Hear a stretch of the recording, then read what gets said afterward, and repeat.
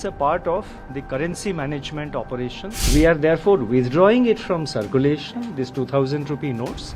मैंने दिल्ली हाईकोर्ट में PIL file किया है और मांग किया है कि ये जो 2000 की नोट बदलने का कार्यक्रम शुरू हुआ है, ये केवल बैंक के खाते में ही जमा किया जाए।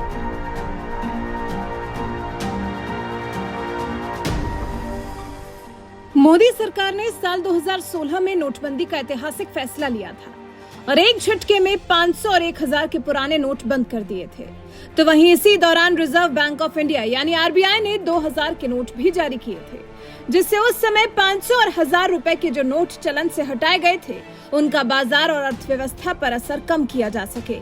और अब मकसद पूरा होने के बाद करीब 7 साल बाद 2000 के नोट बंद किए जा रहे हैं, जिसकी वजह से देश में जहां हड़कंप मचा हुआ है, तो वहीं बीजेपी के कद्दावर नेता ने ही इस नोटबंदी 2.0 पर सवाल उठा दिया है और सीधे हाईकोर्ट पहुंच गए हैं।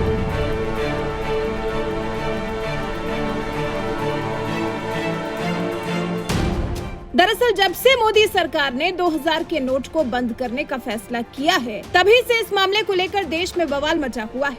विपक्ष जहां इस मुद्दे को लेकर मोदी सरकार को घेरने में जुटा हुआ है और इसे नोटबंदी 2.0 बता रहा है, तो वहीं दूसरी तरफ बीजेपी इसे भ्रष्टाचार के खिलाफ उठाया गया बड़ा कदम बता रही है।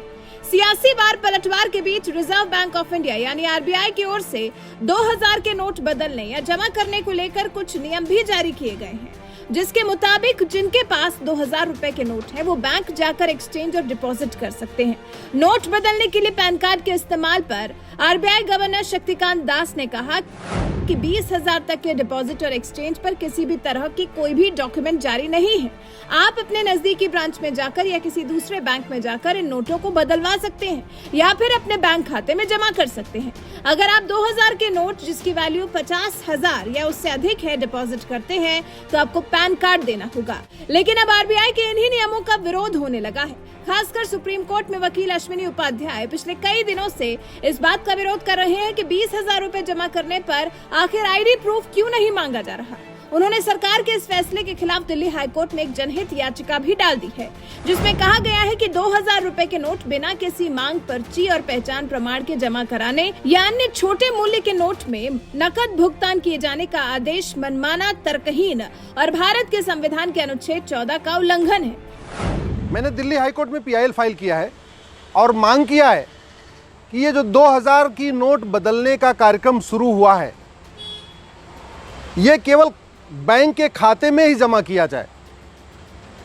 जो नोटिफिकेशन आया है 19 मई का 2023 वाला, उसमें RBI ने कहा है कि आप खाते में भी जमा कर सकते हैं और बदल भी सकते हैं।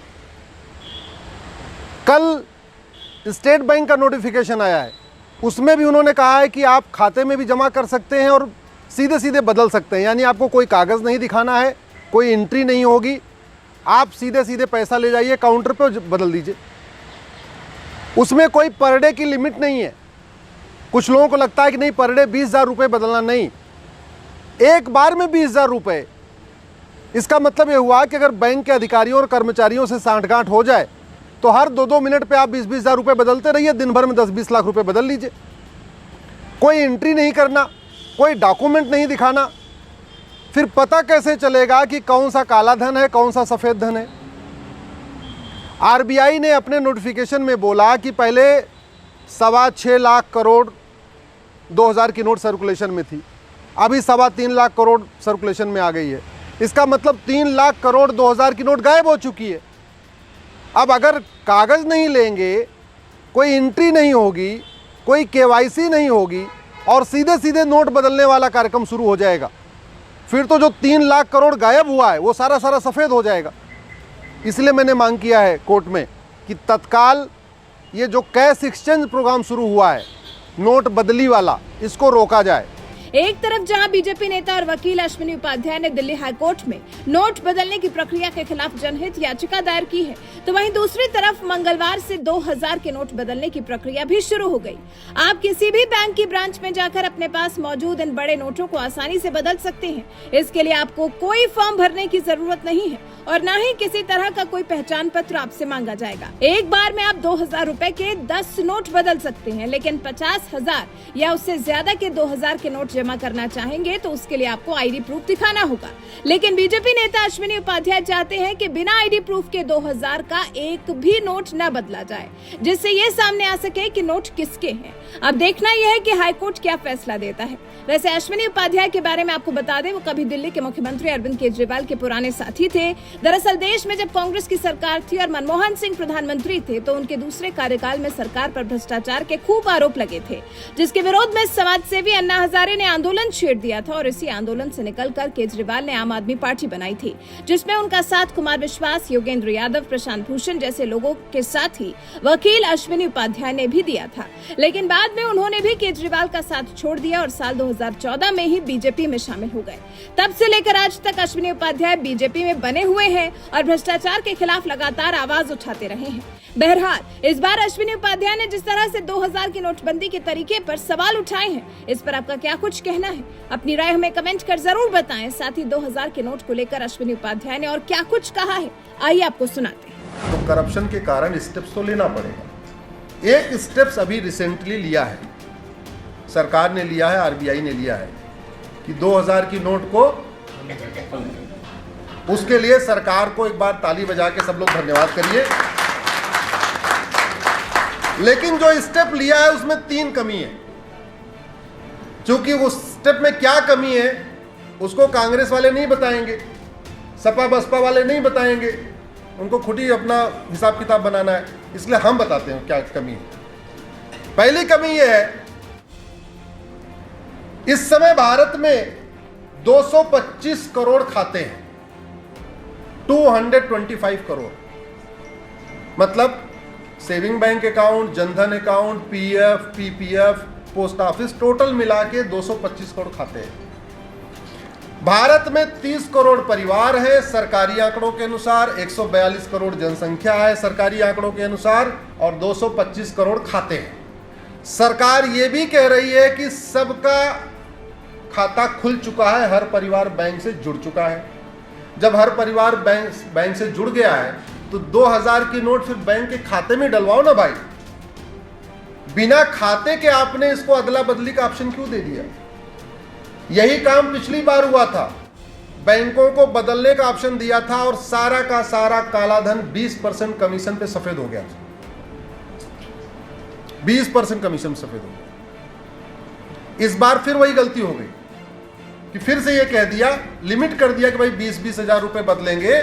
लेकिन अभी जस्ट अभी मैंने देखा है ट्विटर पे जाके एसबीआई का भी आ गया क्लैरिफिकेशन कि आपको कोई आईडी प्रूफ नहीं देना, कहीं कुछ नहीं करना। 6 लाख बदल पाएंगे ना, करोड़ों जिनके पास वो क्या करेंगे? मैं बता रहा हूं, जब कोई आईडी प्रूफ ही नहीं देना, कोई कुछ करना ही नहीं है, कहीं कोई नोटिंग नहीं होगी, फिर तो आप 20% दो और पूरा बदल लो, कोई रिकॉर्ड ही नहीं रखना है। ये प्रॉब्लम है। दूसरा, एक इनकम टैक्स एक्ट में सेक्शन 1026 है, 1026 सेक्शन 10 सब क्लास 26, उसके कारण अरुणाचल, मिजोरम, नागालैंड, मेघालय, पूर्वोत्तर में इनकम टैक्स होता ही नहीं, उनको इनकम टैक्स से छूट मिली हुई है। अगर आप लोग ट्विटर वगैरह पे हैं तो मेरे ट्वीट पे जाके देखिएगा, मैंने पिछली बार भी ट्वीट किया था। पिछली बार भी चार्टर्ड प्लेन में पैसा भर भर के नॉर्थ ईस्ट गया और चूंकि उन 6 राज्यों को इनकम टैक्स से छूट मिली है, उन 6 राज्यों के लोगों के खाते में पैसा जमा कर दिया गया और वो सेक्शन 1026 सेक्शन 10 सब क्लास 26 आज तक हटाया नहीं गया। मैं आज समय अभाव था, मैं उसको ड्राफ्ट कर रहा हूं, कल परसों तक ड्राफ्ट हो जाएगा। मैं सेक्शन 1026 को चैलेंज करने वाला हूं हाई कोर्ट में दोबारा फिर से। दूसरा,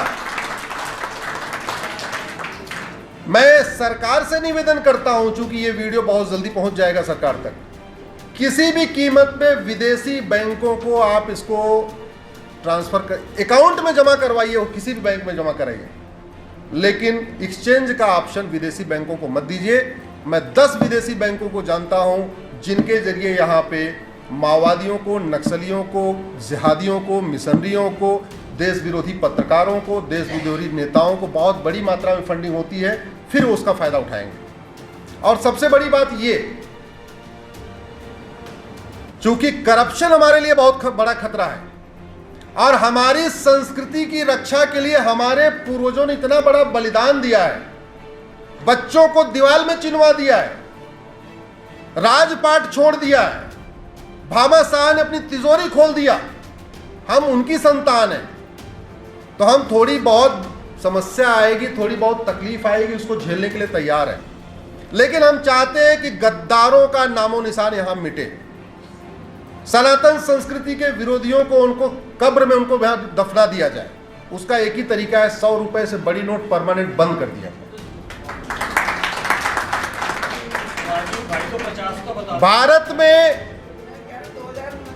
भारत में मेरी पीआईएल चल रही है, 100 रुपए से बड़ी नोट बंद करने की पीआईएल चल रही है, ऑलरेडी चल रही है। याद रखिए, जितनी बड़ी नोट उतना ज्यादा हवाला, जितनी बड़ी नोट उतना ज्यादा काला धन, जितनी बड़ी नोट उतना ज्यादा भ्रष्टाचार, और जितना ज्यादा भ्रष्टाचार उतना ज्यादा माओवाद, उतना ज्यादा नक्सलवाद, उतना कट्टरवाद, उतना ज्यादा धर्मांतरण, उतना ज्यादा जिहाद, उतनी ज्यादा घुसपैठ।